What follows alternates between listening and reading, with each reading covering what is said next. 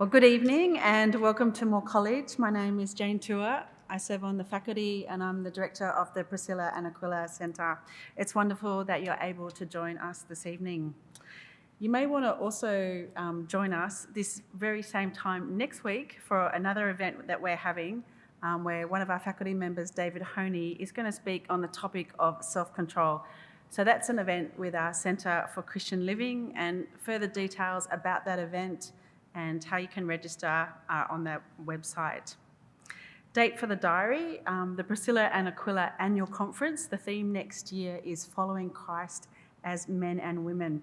So that date, Monday, February the 5th, 2024. Now, our annual conferences are primarily aimed at women and men in vocational ministry, although other Christians are most welcome to attend and do come each year. So I think next year is going to be fantastic. Andrew Leslie, one of our faculty members, he's going to be our plenary speaker, and Claire Deves from Perth is going to give 2 electives, and there's going to be other speakers as well. But Claire has just finished, she's just completed a PhD on complementarian ministry teams, and Claire's going to speak about her research and also implications of her research for men and women ministering together, being on teams together. And registration for that conference, if you're interested, that will be live stream as well. That's going to open in October. But tonight, we're looking at muscular Christianity. And it's great to have you here tonight. These evening seminars that we host are aimed at every Christian. And tonight we get the privilege to hear from the Reverend Dr. Ed Loane. Now, I think this topic is a topic that many of us are unfamiliar with. It might be that when you got told about the event or when you saw it, you thought, what is muscular Christianity? And there's been a number of jokes about it amongst the faculty. But tonight, I'm hoping and I'm confident that by this time in 2 hours, we'll be really clear about what muscular Christianity actually is. And I think it's actually really important to understand what the historical movement was, and has it influenced how we think about God? How has it influenced how we think about our bodies? Has it influenced how we think about what it means to be a man, what it means to be a woman? The Reverend Dr. Ed Loane is the Warden of St Paul's College at the University of Sydney. Before becoming Warden of St Paul's, Ed served on the faculty here at Moore full-time, and he now continues as adjunct faculty lecturing in church history. So when Ed told me that he was leaving faculty, it's the only faculty member who, when they've told me that I started crying. And I thought, oh no, it's going to be this massive loss for college. But it's so good because he's just across the road and he still lectures here part-time, so it's fantastic. Ed's research interests include Anglican, Reformation and Evangelical history, ecclesiology, atonement, revelation and preaching. Ed's married to Jocelyn, and Jocelyn works here at Moore College 1 day a week as one of our chaplains. And Ed and Jocelyn have 5 children. They're members of Camaret Anglican Church. And for those who are planning on attending CMS Summer School at Katoomba next year in January, you're going to have the pleasure of hearing Ed give the main talks on Galatians. Tonight, our plan, Ed is going to speak, then he's going to take some questions, and you can ask questions through the Slido app, and details there on the screen. And you can vote for questions, the ones that you really want to be answered, just vote them up, okay? I'm going to pray for us now, and then Ed will speak. Let's pray. Our great God and Heavenly Father, we thank you that we are here tonight listening to this talk about muscular Christianity. Thank you so much for your servant, Ed. Thank you for his preparation of this talk. Please help each one of us listen, especially those of us who have had long days. Please help us have a better understanding of history as a result of hearing this talk, and a better understanding of you and of ourselves. Please help us appreciate more fully the relationship we have with you. In Jesus' name, amen. Please welcome Ed.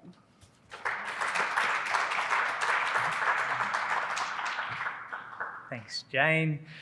Hello, everyone. Great to see you. Thanks for coming out on a Wednesday night.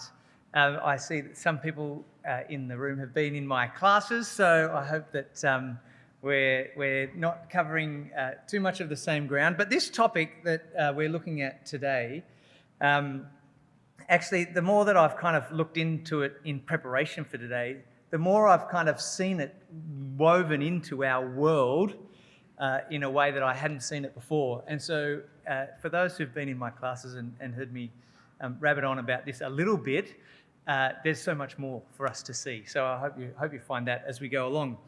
I was a child of the 1990s in high school, and as a child in the 1990s, there were some very significant things that influenced me. So I was a fan of Michael Jordan, and I used to have in my room a picture of Michael Jordan holding a ball that said wings, and it said, "No man flies too high if he soars with his own wings." And there was a quote from William Blake or something like that. And that was a very significant thing. I played basketball as a teenager. They, of course, got their three-peat repeat in the 1990s. You can watch about it on Netflix. I was also involved in the Boy Scouts. I loved that. That was so much fun. We went trekking around the Blue Mountains, around the national park, just by ourselves. Had a great time with friends doing that. I then got sent off to boarding school, where I ended up being very involved in the school. That school really tried to work us hard. So every afternoon, instead of having the boys being idle, we had sport, or we had cadets, or all kinds of activities, but particularly sport. They loved to make us play sport, and I played rugby there. And then as I came to the end of my teenage years, the 2000 Olympics happened here in Sydney, and that was a fantastic time. For those who remember, some in the room might be too long ago, but we went to a lot of events at the Sydney Olympics, including heading down to Bondi Beach for the beach volleyball, and that had a massive carnival atmosphere and was really great. Now, why do I say all this? Is this just a little bit of a history lesson on my own personal experience? Well, I think as we'll see, and I hope it comes clear as we go along, all of these things actually have something to do with our topic today, muscular Christianity. It might seem a bit weird that all of these things have something to do with that, but they all have something to do with muscular Christianity. And so that's just an indication of how much this movement that began 150, 170 years ago has been woven into our culture in such a way that we're kind of oblivious to its influence, I think. So what are we talking about? Muscular Christianity. Is muscular Christianity biblical? Well, I've got a few verses from the Bible here to show you how central it is to Christian theology. 1 Corinthians 6 talks about your body is a temple. And so, what we do with our body is very important. 1 Corinthians 9, Paul gives this analogy of runners in a race. Do you not know that in a race all the runners run, but only one gets the prize? Run in such a way as to get the prize. Everyone who competes goes into strict training. They do it to get a crown that will be lost, and we do it to get a crown that will last forever, so on and so forth. 2 Timothy chapter 4, have nothing to do with godless myths and old wives' tales. Rather, train yourself to be godly. For physical training is of some value, but godliness has value for all things, holding promise for both the present life and the life to come. Okay, so there's some sporting imagery there in the Bible. There's some pictures of the importance of physical fitness and so on. But I think, as we'll see, muscular Christianity was, I guess, a little bit of a theology that's retrofitted into Christianity with a whole lot of other baggage that's going on around it.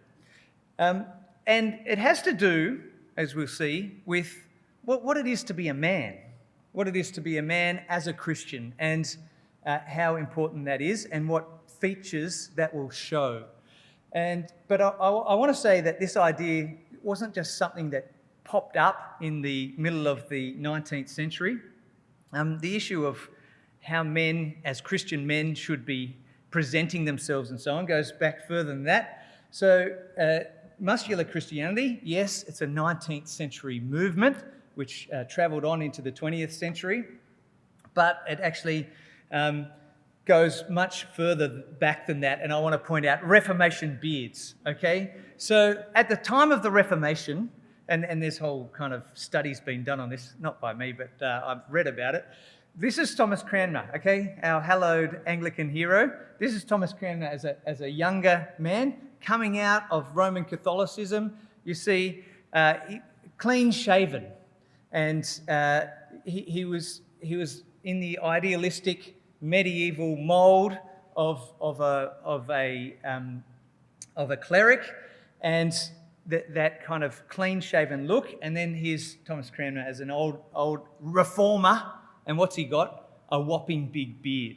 And there's whole studies that show that reformers in the first half of the 16th century, what did they do? Well, they could now get married, they could now do all these things, and one of the things that they did was they grew big beards. So here's a quote.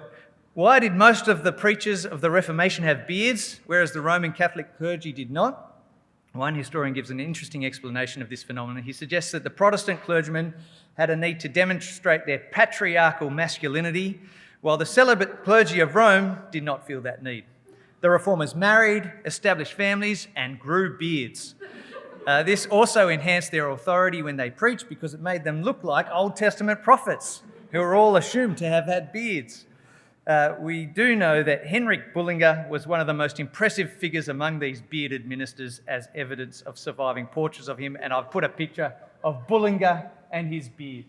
All right, so now this is all just, I guess, a little bit of an introduction to the fact that men trying to work out what it is to be a Christian man and demonstrate that physically is not necessarily something new in the 19th century, but it goes further back than that.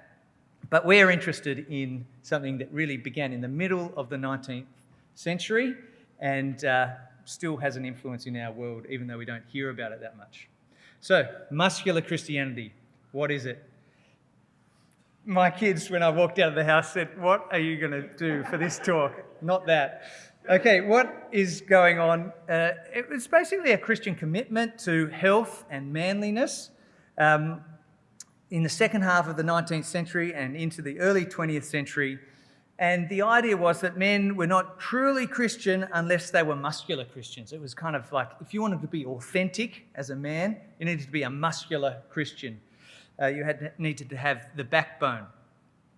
It was pretty much a Protestant middle class movement, and we'll come and look at the context of what would have led to this. What they argued was that sport contributed to Christian morality, it contributed physical fitness and manly character. This is about character building. All right? So what's the context of the world, particularly in the UK, that led to the beginning of this movement? Well, one of the things was, of course, industrialization. So you had people moving from being mainly agrarian, farming people who were out there in the fields pulling carts and things like that, to moving to the city and having often sedentary jobs where they sat around and didn't get as much physical exercise. And so business jobs and those things were growing up. And the people who were going in there often were young men. And so the challenge was that what did cities kind of epitomise? Well, vice. Where could young men hang out in the city? Single young men who'd come from the country, what were they going to do? Get caught up in kind of bad living. And so that's why organisations like the YMCA, which we're going to see quite a lot of in our lecture, were started to help provide a place, a moral, a noble place for young men who were moving to the city to hang out and to congregate together. And, this was going to be a way that they could be nurtured in their Christian faith as they moved in. What else happened? Large immigration of particularly Irish Catholics, okay? This happened both into England, and I was going to say the UK, which kind of included Ireland, but from Ireland into England, but also from Ireland across to America and to Australia. And so the Protestants that were the kind of ruling gentry and middle classes had these Irish Catholics coming in who were often doing the manual labour and those jobs. And so there was a threat, okay, of these others coming in, and they were pretty tough guys. So there was this idea that potentially, if we're going to hold on to our Protestant heritage, we need to build ourselves up. On top of this, in the Anglican Church, and we'll see this kind of roll out, there was a feeling that there was a feminisation of the church. And so there were spheres of influence. Men were out there in the town, and the women were, if you like, throwing themselves into church. So this is a time in the world where suburbs start. So if you think about Sydney, you had Sydney from 1788, but it's in the second half of the 19th century that you get places like Newtown, and then Stanmore and Petersham, and all of these places. And look at the churches, that's when they were built in the 1880s and from the 1860s through. And so suddenly you had the men going off to work and the women living in the suburb, and they're not working during the day in this middle class life, so they're throwing themselves into work at the church. And that meant that when the guys came back to church, it felt a bit feminine. This is the era that is the beginning of the flower roster. That truly, this is when it began. So if you've been involved in churches and you've had to deal with trying to wrangle people onto a flower roster and so on, you can blame this era, because that's when the flower roster started. Other things started in this era as well. So in your ordinary parish church, you started to get choirs that wore robes, things like that. That was new in this window. Of course, cathedrals and collegiate chapels and things had that, but not in parish churches. So there was this feeling that the church was becoming feminised. All right, what else was happening? In the UK, this was the height of the British Empire. And old Britannia ruled the waves. And so there was a feeling that the empire, as strong as it was, needed strong men, strong Christian men, to lead it. And that was very much part of what was going on in people's mindsets.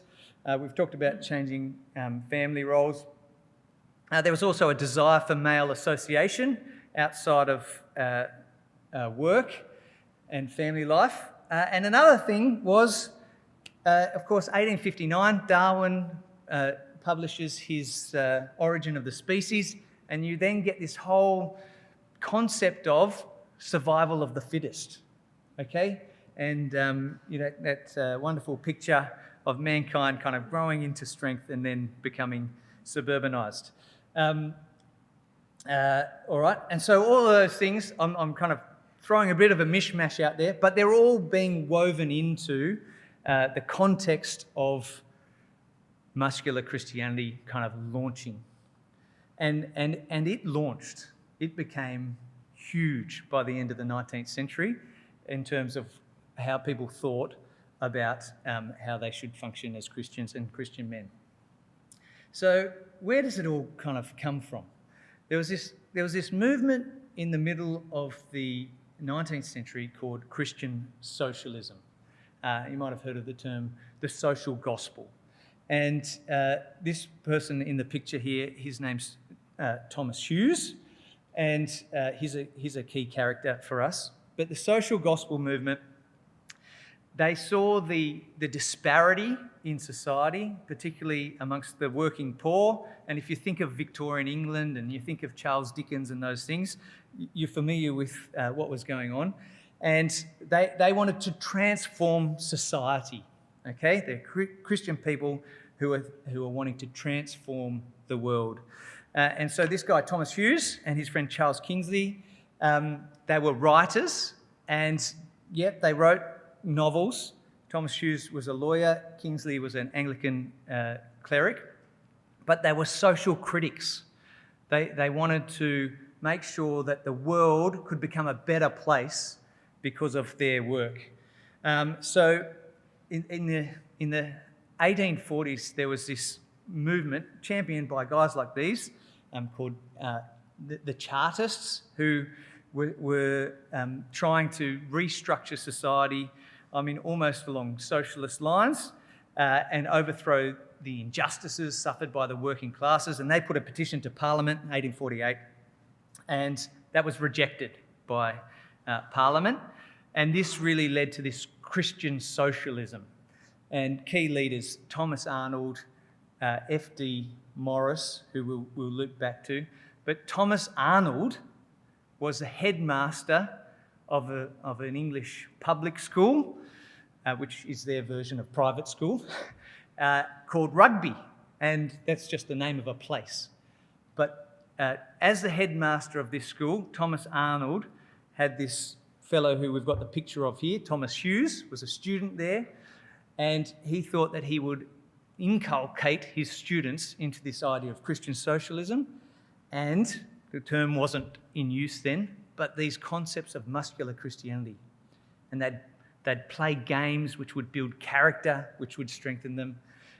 One game that was made up was called Rugby. I know, it's incredible, isn't it? Okay. These guys argued that asceticism and effeminacy had weakened the church.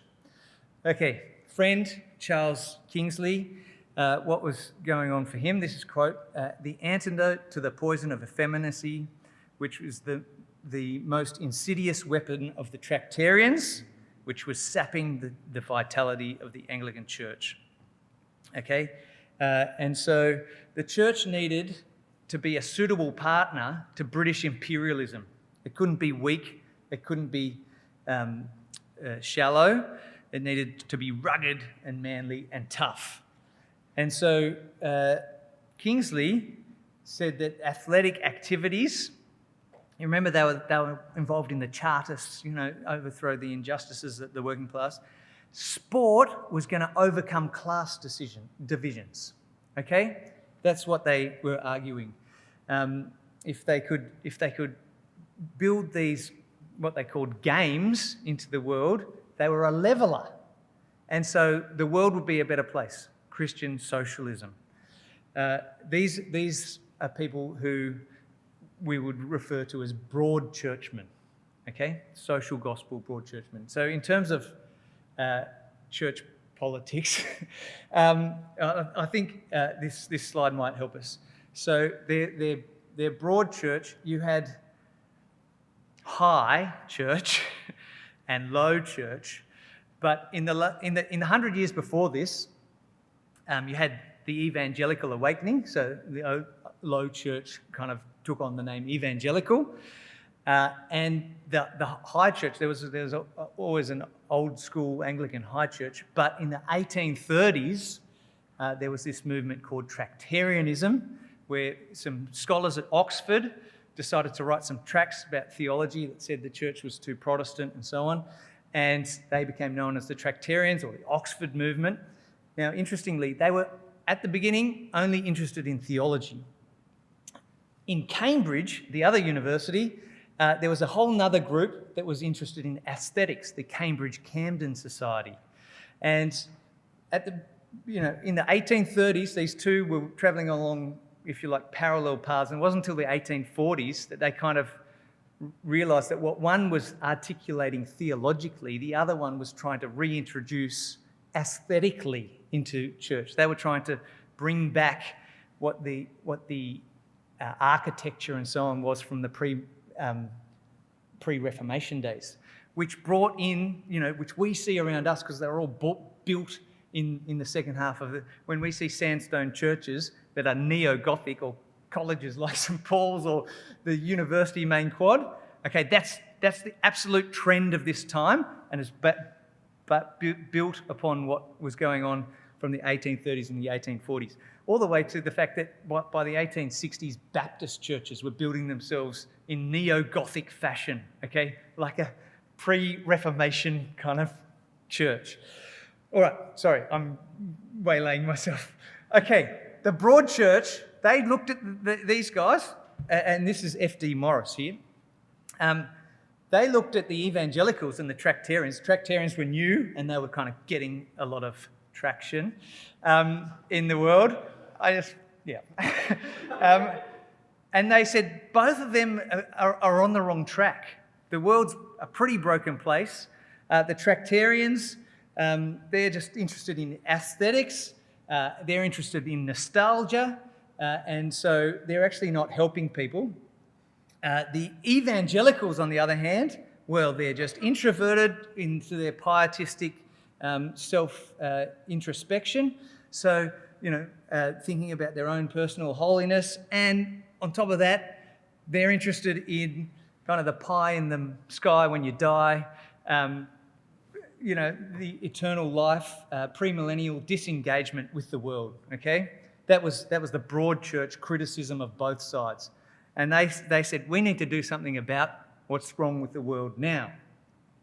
And so tied in with this guy F.D. Morris, he wrote a very influential book called The Kingdom of Christ, which was about, at its heart, these guys pushed for an incarnational theology, as opposed to a theology of the cross.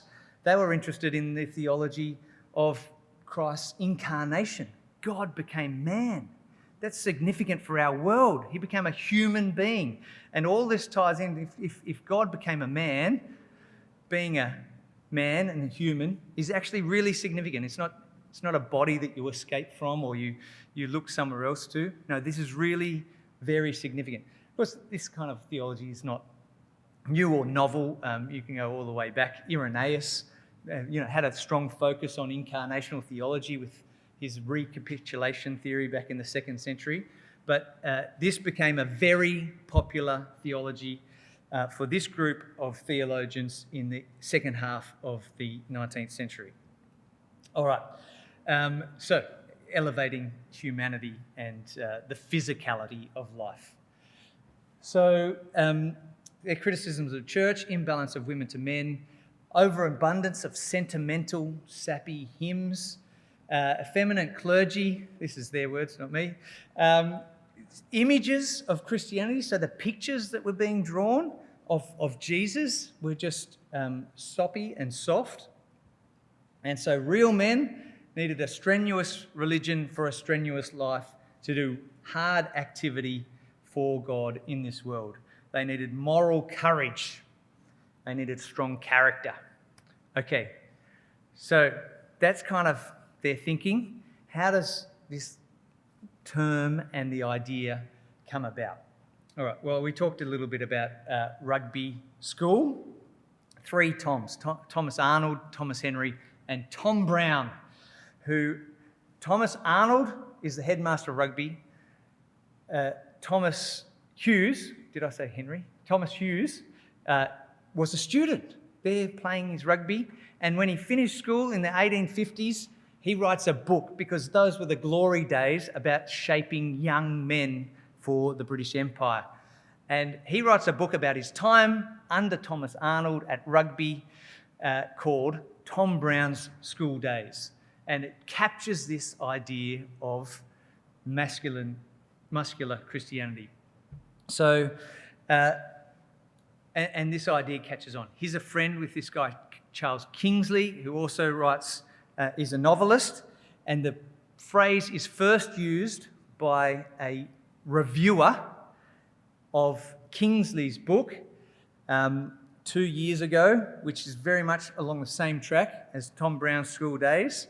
But Kingsley really doesn't like it. He thinks it's a terrible phrase to use of the ideas that he's trying to capture, whereas Thomas Hughes thinks it's a great phrase. So he writes his sequel to Tom Brown's School Days called Tom Brown at Oxford, and then he's talking in that book, which these are kind of like bestsellers. Has anyone read any of these? No, okay. He's talking about how this kid growing up is the essence of muscular Christianity, okay? So it's first used in a newspaper article, and then it gets adopted for this kind of idea. I'm calling this classical muscular Christianity. This is where it comes from. Okay, playing fields at rugby.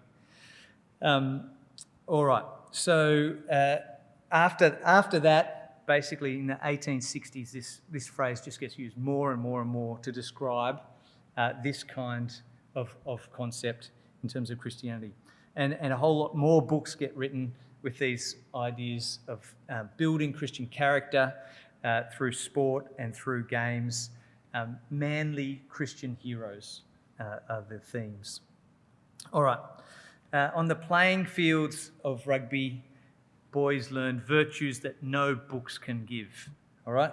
That was kind of Thomas Arnold's thinking. By the way, this is a picture of an early game of rugby at the school. And note how many people on the team. I think if the Wallabies could have that many people on a team, we might get a chance at the All Blacks. But anyway, so what were they trying to do? They thought that we can inculcate, and this is way better than a classroom, daring and endurance, temper and self-restraint, fairness, honour, rejoicing in others' successes. These were all things that would be captured by people, young boys playing sport. And if we could incorporate this into our curriculum, then we will be producing the kind of men that England needs. So, classical muscular Christianity. This catches on, resulted in the propagation of or promulgation of sport in English public schools. And then, schools like Eton, Rugby, Uppingham, they all start to play within themselves and against each other. And from the 1850s, this then proliferates to schools around the world, so exported to Australia.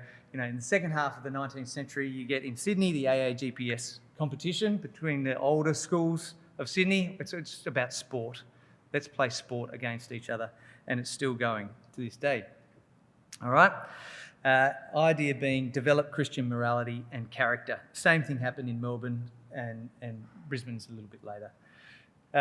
So this is a place where we will be shaping the leaders of society, and these future political and industrial leaders need to have strong qualities and noble qualities as Christian leaders. All right, so that's that classical idea. What happens from here? So there's this movement that grows and, if you like, dissipates into a number of directions. So we've got this broad church Anglicans where it begins to ecumenical evangelicalism. That's kind of our overarching trajectory of our lecture. And big topic is YMCA, Christians in sport, wilderness adventure, mission, World War I, and basically by the end of the 19th century, muscular Christianity has been described as an all-pervasive cult. It was so hugely popular. All right? Okay, so let's start with the YMCA. The YMCA, I knew a little bit about it. This is a phenomenon, okay? So think back to our context. You've got young men going to cities to work. They're coming off the land. And the problem was clergy and mothers are concerned about vice for their young men and them getting involved in the wrong crowds. And so what this guy, George Williams, decides to do in 1844 is start a club, a Christian club, with a clubhouse like any other kind of city club. And the goals of this clubhouse was to focus on Bible study, to focus on prayer, and to focus on education. Okay? It's great. Effectively, it was like a reading room. They built some rooms in cities where young Christian guys could go, and there were books around like, the Donald Robinson Library, and they could just, after a hard day's work, go and spend time reading and talking together about deep theological issues. It sounds wonderful, doesn't it? So that's the beginning of the YMCA.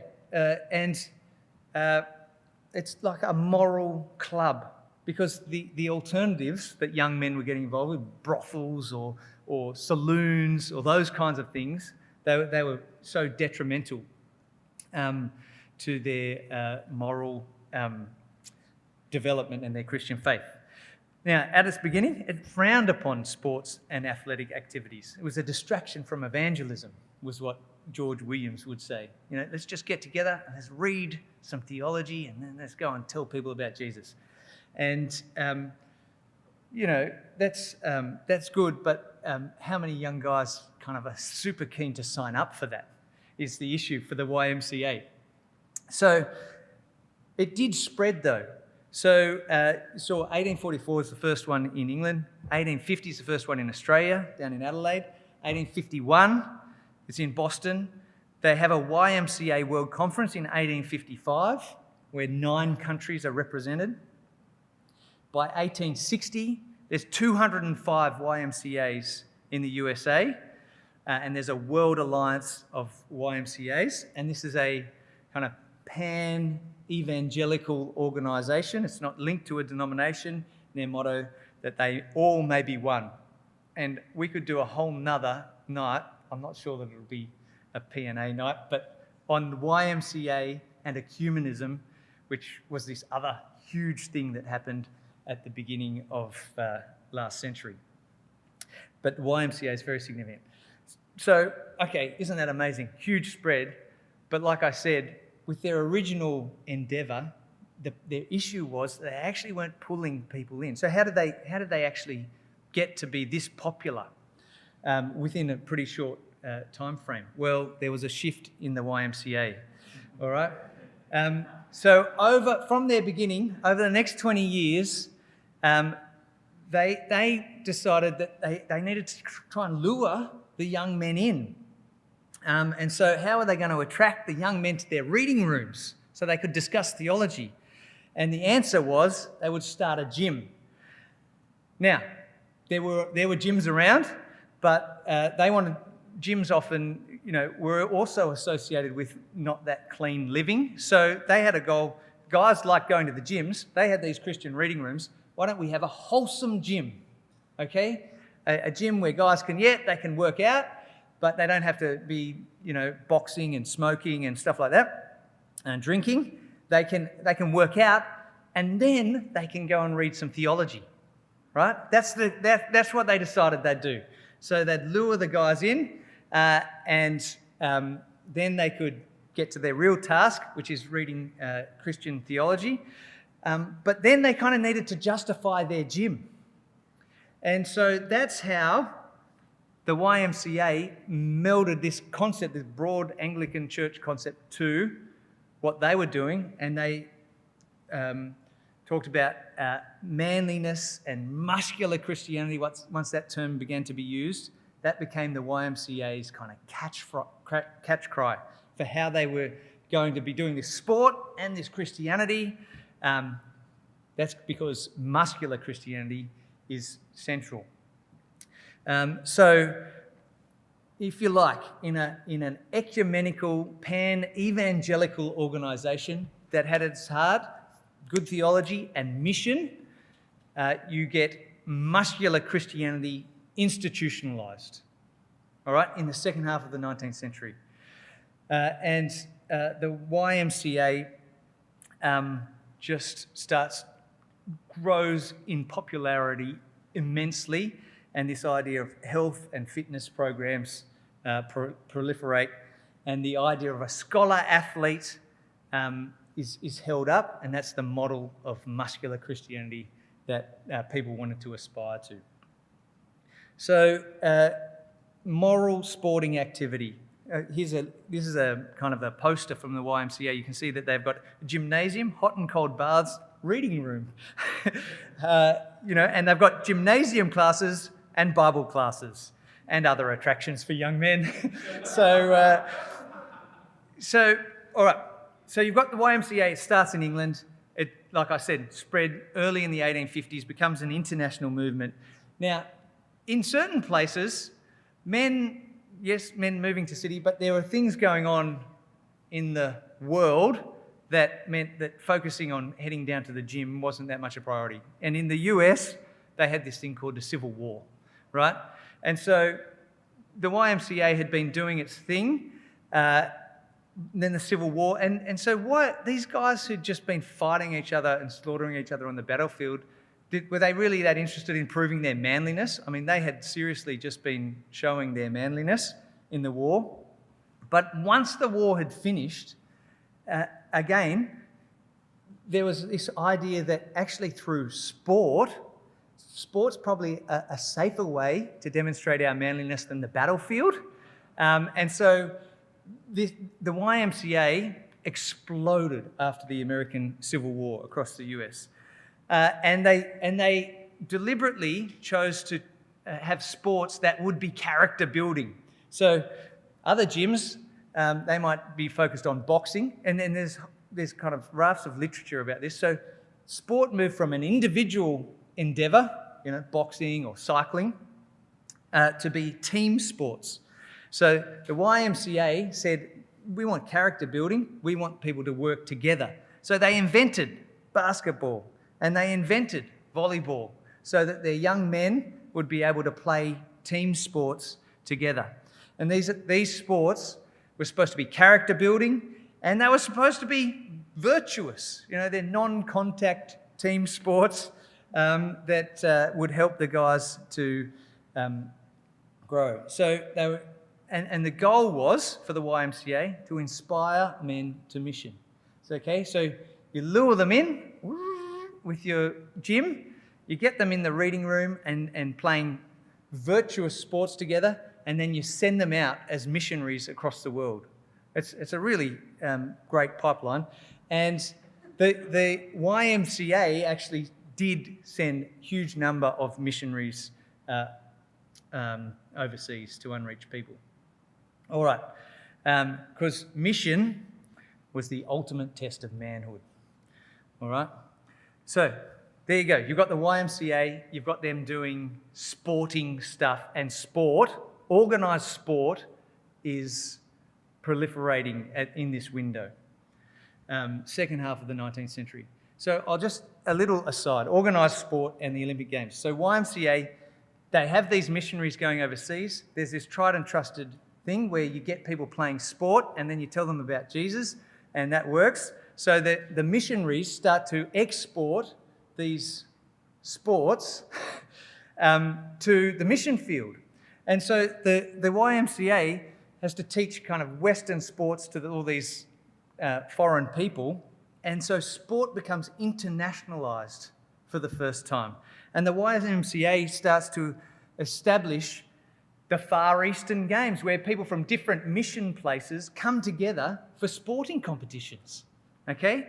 And so this is a little bit of a start of something that becomes a worldwide movement. So Indigenous people had to learn sports, and this was a little bit of the beginning of the Olympics, because there were multiple sports being played at these YMCA Far Eastern Games. But there was another part woven into our Olympic rings picture there, in terms of Baron Pierre de Coubertin, who was, of course, the founder of the modern Olympics. So he's there in France, and actually, I said the context before was middle-class Protestant thing. Baron Coubertin actually was going to be a Catholic priest, so he's Catholic. But something caught his fancy, reading Tom Brown's School Days. And he thought, do you know what? That book actually captures something that we need in France and actually could be used around the world to build character and to build peace. And he goes off and he visits rugby school and he sees how they're doing things, and it captures his imagination. And he says Muscular Christianity could rebuild the character of France after the Franco-Prussian War, 1870. So we're in the back half of the century, and so he gets focused on establishing sports and trying to bring sports together around the world. And of course, 1896 launches the modern Olympics. Okay, so it's not unconnected, all right? The Olympics to muscular Christianity, these things were being woven together. And another thing, I'll throw this in. Everton, Aston Villa, these are household names. All right. These clubs, which we know as multi-billion-dollar enterprises, they were started as Methodist church outreaches. Okay. This is the way that the churches were going to reach the community by starting sports clubs. And, the history of those clubs tell the story from there, but it's so often forgotten that these are actually church-based groups, all right? Could add in a whole sway of other examples there too, all right? Okay, so that's sport. What about this other thing, men and wilderness adventure? So as we get towards the end of the 19th century, there's this kind of nostalgic association of the bygone time. Okay, we've got urbanisation, we've got people living in towns, squalid situations. Back in the olden days, they used to be out in the land, living off the fruit that they provided, and so on. So you get the growing idea that men needed to kind of be at one with nature, and that too would build Christian character. And so groups started to form for boys, and it went on into men. The YMCA did a lot of wilderness adventure as well, but Boys Brigade's a good example of the start. So William Alexander Smith in the 1880s in Scotland starts this church group for boys to make sure that they are shaped and formed into Christian character. Reach the working and middle classes, train boys to become men, demonstrating muscular Christianity was the goal of the Boys Brigade. So they used drills and they used sport, and they were the things that were going to shape these boys to become great Christian men. And Smith identified that outdoor adventure was another way to build character and manliness. And so he says the advancement of Christ's kingdom among boys and the promotion of habits of obedience, reverence, discipline, self-respect, and all that tends towards a true Christian manliness. That's what he's on about in terms of the Boys Brigade. Okay, and then after the Boer War, he writes to his friend, Baden Powell, who's written this book about scouting for boys. Okay, Smith asks the war hero Baden Powell to rewrite Aids to Scouting for Boys, Aids to Scouting for the Boys Brigade, all right? And then from here, Scouts is begun. So Scouting for Boys is published 1907, Boy Scouts is published 1908. Scouts begins in New South Wales in 1908. Victoria 1909. The YMCA latches onto Boy Scouts. Okay, here's another channel for us to get young boys to grow up and be part of our movement to make Christian men. And it was like a pipeline. And so the YMCA endorses and sponsors scouting across America, which becomes a huge thing. So Scouts is imported there in 1910. Now, I'll give this as a little example. My great-grandfather was rector for a brief period at St Michael's Wollongong, and this is in the 1920s. And so in order to keep boys connected to the church, he decided that he would establish a scout group, right? The new rector, what does he do? One of the first things he does is establish a scout group. And in terms of the scouts capturing the ideas of muscular Christianity, the scout promise, the scouts will be physically strong, mentally awake, morally straight. Okay, that's what scouts would promise. Did anybody do these things? No? Okay, all right, it's a bygone era. I feel very old. All right, so scouts become, if you like, a precursor to the growth of muscular Christianity. All right, all of this is heading towards the Great War. So by the end of the 19th century, you have this widely established movement, this ethos in people's mind, and these institutions to promote muscular Christianity. And then the world falls apart in war. But what happens is that the muscular Christians, one, as we'll see, they go off to war, but two, organisations like the YMCA get completely mobilised to support the war effort. So 90% of recreational activity for the US troops was provided by the YMCA. The YMCA established huts for people to go and relax and, I don't know, pump iron. I'm not exactly sure what they were doing in the YMCA huts, but they raised and distributed 155 million US in welfare to support troops during the war. And so the government, they sent the troops to the front line, but they basically roped in the YMCA and said, and you do all the backup support for them and give them the rest and the furlough and so on. And so you had the US government outsourcing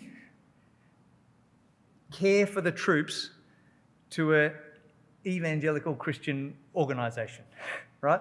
Protestant organisation. And, nobody thought, can you imagine it happening today? People just thought, great, good on the YMCA. Things about it, YMCA had this Protestant emphasis, and World War I is probably the high point for them and their influence, because it wasn't necessarily so supported by non-Protestants when their only form of recreation was run by Protestants who were trying to evangelise them, like Catholics.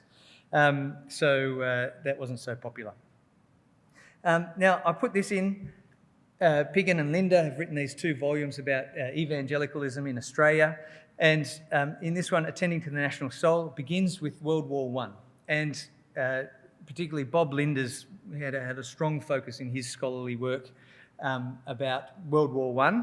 And the narrative of Australia is that the World War I diggers were the Aussie larrikins. And, we've got movies about it, all this kind of thing. These Aussie larrikins who were looking for adventure went off to the war. Well, they actually show that, there was an element of that, but at least as much were evangelicals who were demonstrating muscular Christianity, who were going off in order to serve and in order to protect the country because of their Christian duty.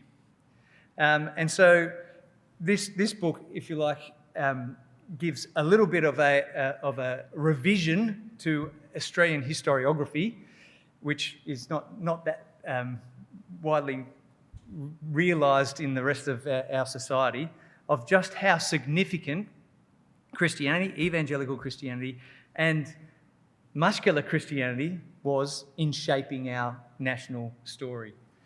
So, World War I is a highlight. Okay, so high point, this is when the YMCA is so big, SEBS, Boys Brigade, Christian CMA, Christian Men's Association, trying to integrate with churches.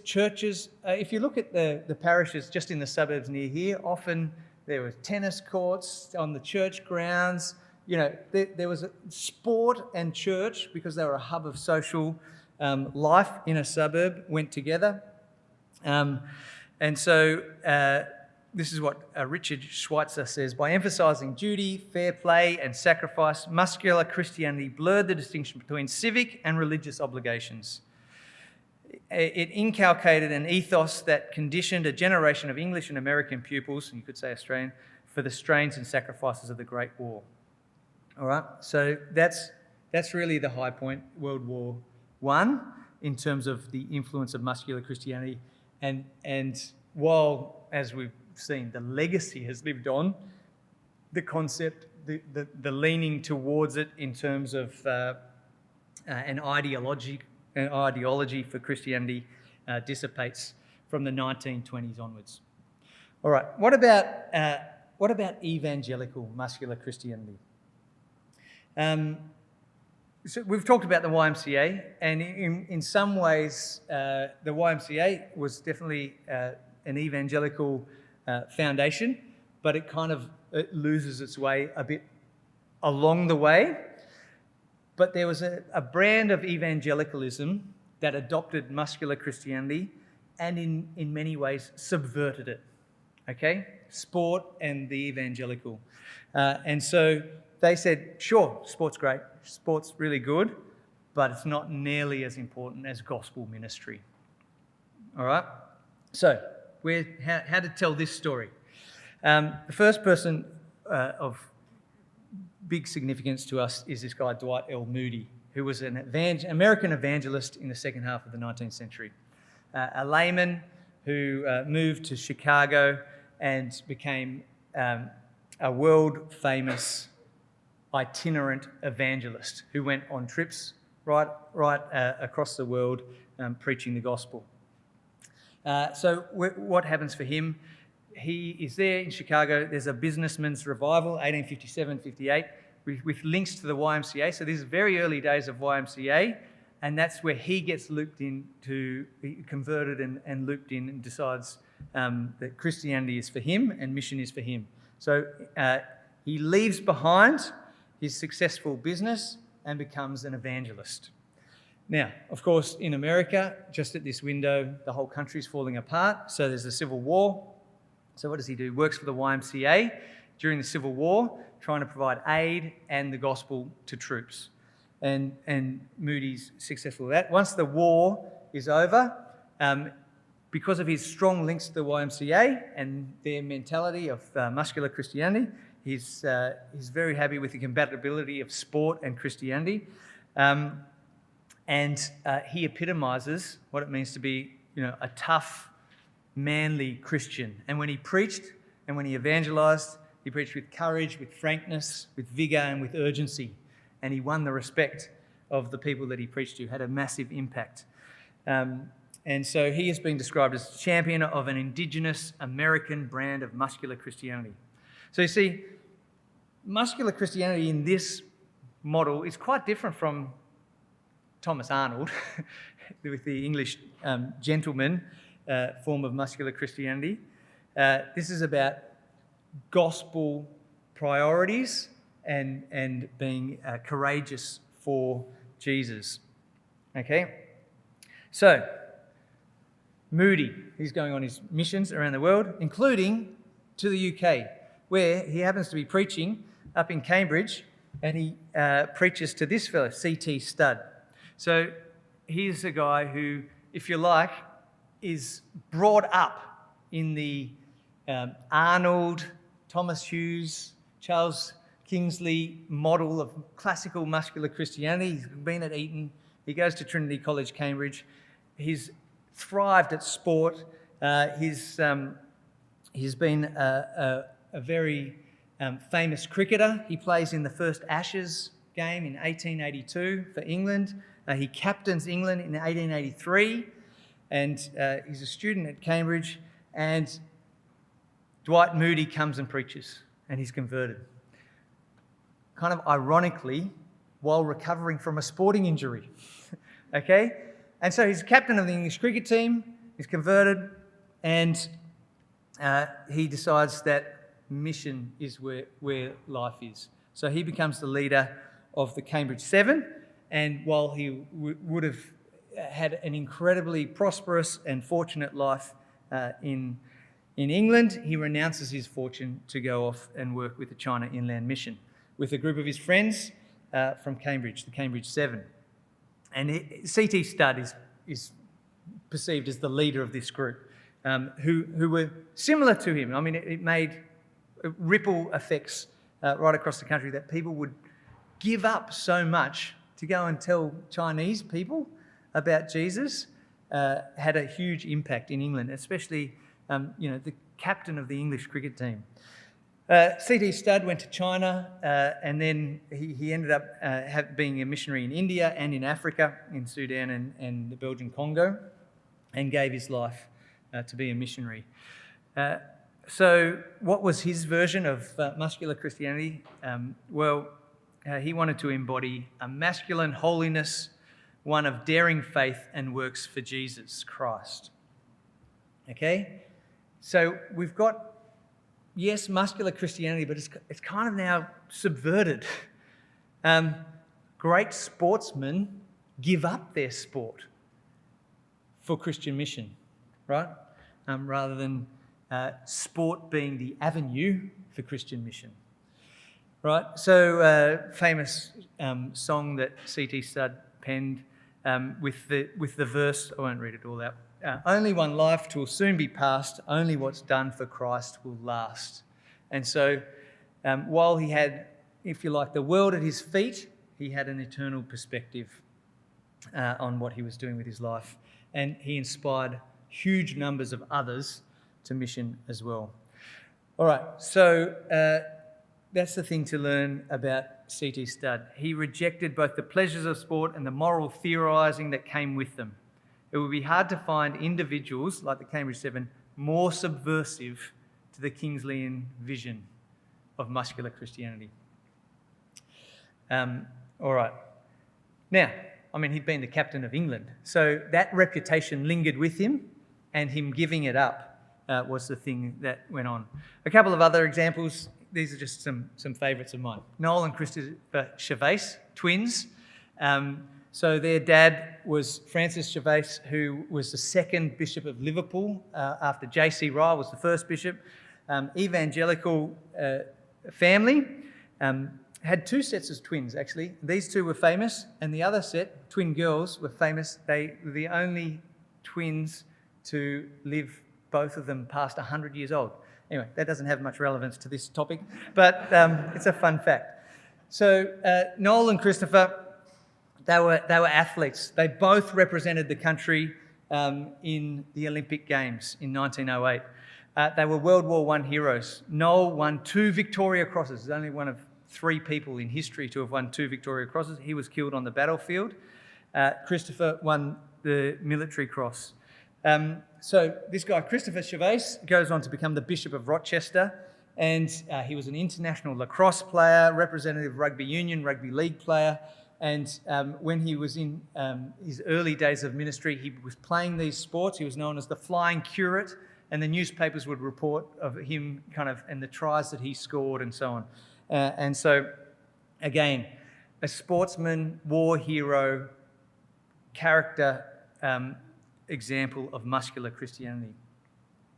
Another famous one, which is on our slides at the beginning, Eric Liddell, which in a way has a similar story to C.T. Studd, although he was born on the mission field. And so growing up in mission family, goes back to Scotland for his education and is an incredible athlete, becomes incredibly famous, incredibly popular as a sportsman. He's a rugby international, Olympic athlete, 1924, wins the gold medal, not even in his race that he was due to race in, and sets a world record. And of course, this is Chariots of Fire, of course, for those who remember that long ago. And so he's got the world at his feet in terms of sport, wins the gold medal, and goes and becomes a missionary back in China, okay, where he goes and spends the rest of his life. He's locked up by the Japanese in World War II, and he dies just before his release in 1945. So another example of muscular Christianity in the evangelical brand, someone giving up their sport for mission. All right, just I'll just finish with this topic of muscular Christianity in Australia. We've got all that stuff going on in England and in America. Australia is a very interesting context for this topic, because Australia, from when the first fleet arrived, was a very masculine country, a bloke's world. So just on the first fleet, there was a very stark statistical difference in population according to gender from 1788, and that lasted all the way through to World War I. So on the first fleet, 548 men and 188 women were convicts.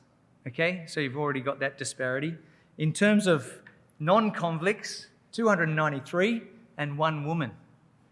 Does anyone know who the woman was? Exactly. The clergyman's wife, who was the only lady in the whole colony. So what an amazing commitment for Mary. All right, so great discrepancy there. That's, I think, a 5-to-1 ratio in 1788, men to women. Now you think, okay, well, from there, it'll even out. But actually it gets worse. By 1810, the ratio is 7-1 men to women in Australia. So for every 7 guys, there's 1 girl. And you know, this weaves into Australian culture and what's valued. If you think of the stories that make Australia that you're taught in primary school, you know, bush rangers or gold diggers or swagmen, whatever it is, you know, it tends to be a masculine emphasis.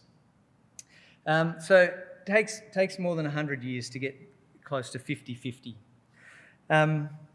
All right, so that's our context, and I think people have done studies to show that there is that legacy lingers on. I remember having an English friend who came to Australia, and he was shocked by the number of ads about utes that were just aimed at men. Like the TV ads, he felt it was just overwhelmingly masculine. It's like, you know, the air we breathe. I never thought of it. But anyway, it's interesting in outsider's observation. Hero of mine, just to kind of finish off in terms of examples of muscular Christianity, R.B.S. Hammond, Robert Hammond, not T.C. Hammond of Moore College fame, who I'm sure was a very muscular Christian as well, but I don't have his details. Okay, R.B.S. Hammond is Melburnian, born in Brighton, goes to Melbourne Grammar, which, you know, I had the example of the AAGPS. Melbourne Grammar, which is an Anglican school in Melbourne, was absolutely the same model of the classical muscular Christian institution. And biographers of Hammond speak of him drinking deeply of its culture of muscular Christianity, right? So yes, you've got education, but sport is so important. And if you think about Melbourne, sport is, you know, effectively a religion. So he was school captain there. He represented in their Aussie rules. He went on and played for Essendon and won a premiership and went on to represent Victoria in Aussie rules. So incredible sportsman. He was also first grade cricketer as well. And then George Grubb, travelling evangelist, comes, preaches.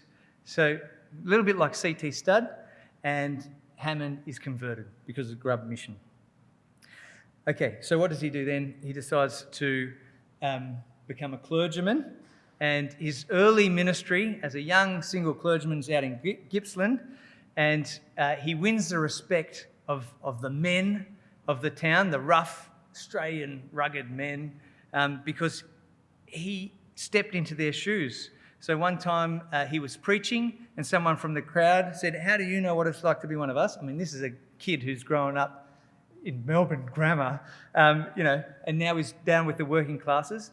So he took a holiday, 3 months, and with no money, to go and work in North Tasmania as a labourer so that he could know what it was like to be a working man.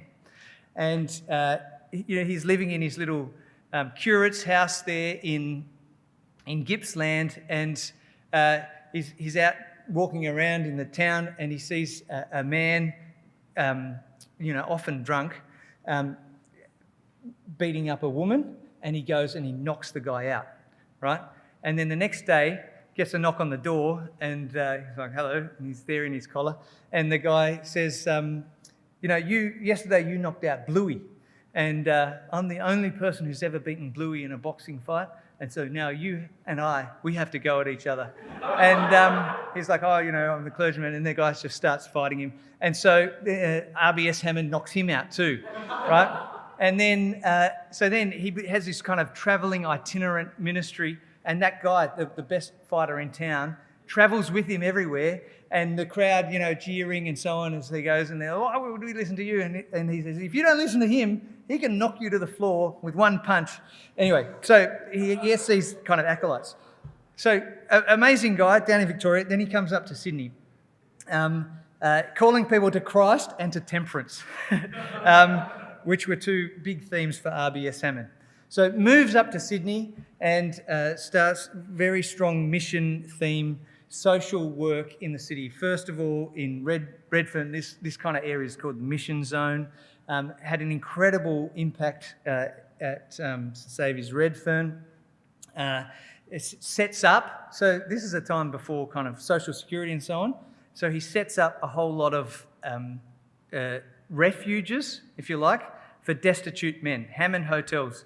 Newtown was the first one, Chippendale, Surrey Hills, ends up setting up 8 hotels by 1933. Big into youth and children's work. He moves to St Barnabas Broadway, and once he gets there, he establishes a Brotherhood of Christian Men. And this is a massive men's ministry with thousands of people week by week coming to his ministry. So huge influence in terms of his heart on mission and on social advancement of people. So you can see in Hammond kind of the weaving together of a whole lot of these themes for muscular Christianity. And the thing about Hammond was, with his own background and so on, he had an ability to fundraise. He personally would raise more funds than the entire rest of the diocese for social work independently. And so he had connections with the rich and famous, but he used it for the poor and lonely. Big thing for Hammond was when the Great Depression took place, and there were just hundreds and thousands of people living in shanty towns around the harbour. And so, again, kind of encapsulating muscular Christianity, he decides that what these people need, especially men with a family who are now out of work, they've lost all self-confidence, what they need is to get back to the land and step up and provide for their families. So he has this idea of moving them from their shanty towns here in their slums in the city to a new estate way out in the countryside near Liverpool. And he calls it Hammondville, and he fundraises, but also personally he sells his own life insurance policy to buy the land and puts people on acre blocks so they can actually have subsistence farming. And if you were a man with a wife and 3 children, you would get given a cottage in a place called Hammondville. And the idea of back to the land was a theme there for the men. So again, capturing this idea of a bygone time when men were men. You can see that's an example, that picture of a house, one of the cottages, and he fundraised. That's the old Melburnians. In other words, the old boys' union of his school from Melbourne Grammar. He got them to pitch in for one of these cottages. That was kind of the networks that he had. So RBS Hammond, a great example of an Australian version, I think, of muscular Christianity. All right, so we've talked about this movement growing, getting bigger and bigger, and what happened to it from there?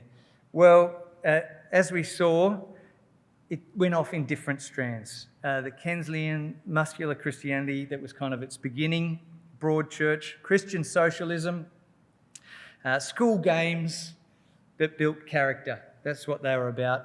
I call that classical muscular Christianity. Absolutely still not necessarily called that, but woven into our society today.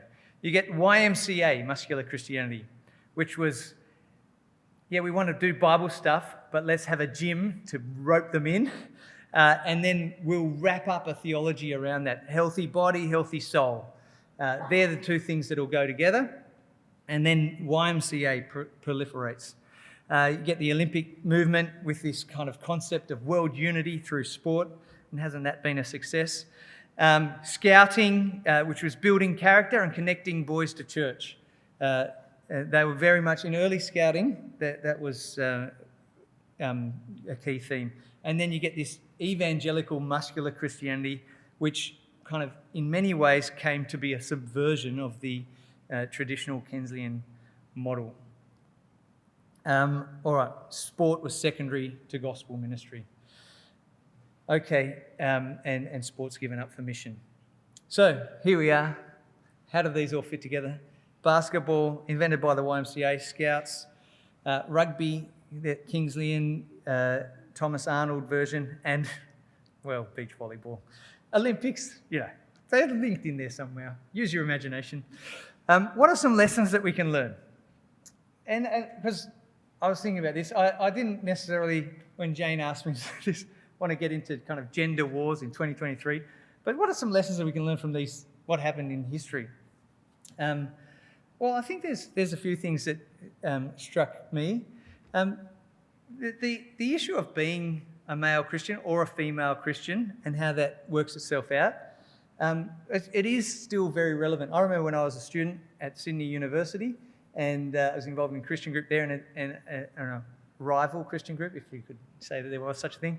A different Christian group, which was perhaps more charismatic leaning than the one I was involved in. They had an evangelist come who was a bit like the picture of that bodybuilder that I had on my original slide.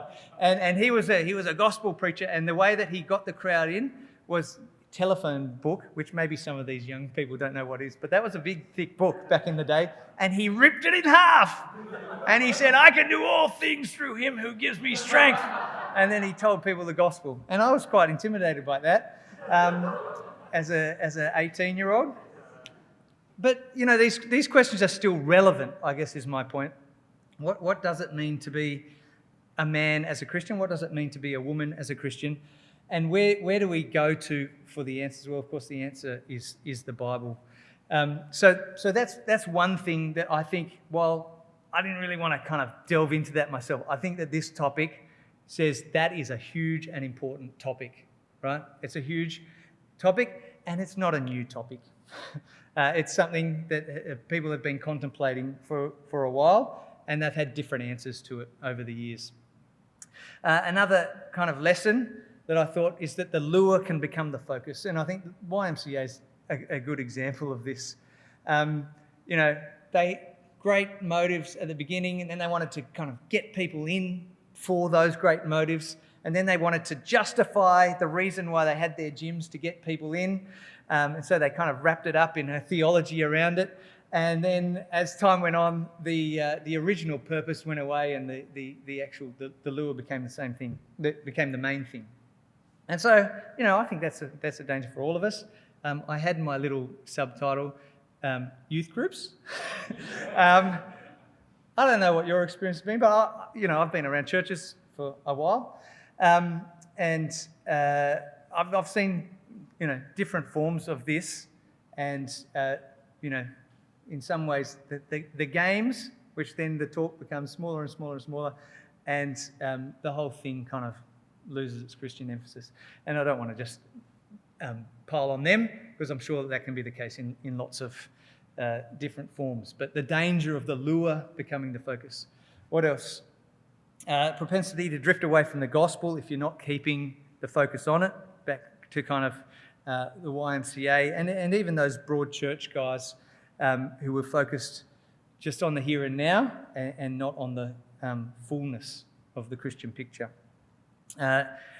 So living in the now and the not yet. I think that Muscular Christianity teaches us something about that. I mean, those original broad church people, their criticism, whether it was justified or not, was that the other forms of Christianity were just, they were out of this world. They weren't making a difference to people. And so the reality of the gospel is that we do live here in a physical world with real people, with real problems, and we have an eternal hope, as sure and certain as the sun rising tomorrow, and those two things go together. So I think we can take something away from this topic about that. And finally, secondly, penultimately, I think this topic kind of look at the world around us, and you look at the way our society. I was just at breakfast this morning at college. And what was the thing that we have newspapers on the tables. We're very old school over the road, actual newspapers, but they weren't reading from the front. They were reading from the back. And, how much of kind of what we've seen today is just now the air we breathe of what we see around us. And it all kind of had these beginnings back then. And, for a good reason. And now it's kind of moved away from that. But just like Piggin and Linda were trying to reclaim really the heart of the service in World War One. You know, there's a lot of revision we can do for our world about the foundations of these things, even if it's Aston Villa. You know, you can have a conversation about the Premier League and say, you know, that was a church group set up to evangelise. So I'm sure that will lead to a hearty conversation. Finally, and this is the great thing. This is why I've always loved reading about guys like C.T. Studd and Eric Liddell, is because that sacrifice for the gospel is just compelling, isn't it? And so when C.T. Studd and the Cambridge Seven go out, gee, they lead a crowd after them. And so same with Eric Liddell and same with so many others. And, you know, in our world, perhaps there's many very sporty-looking people in the room. You know, I don't know if you're a first-grade footballer or an Olympian or something, but, gee, to give that up or to, make a sacrifice for the gospel, even if it's not kind of you're a gold medalist like Eric Liddell, but it speaks volume, speaks profoundly of what is driving your heart. So they were my thoughts on lessons from Muscular Christianity. I'm sure there's a lot more, and be happy to answer any questions or try and delve any more.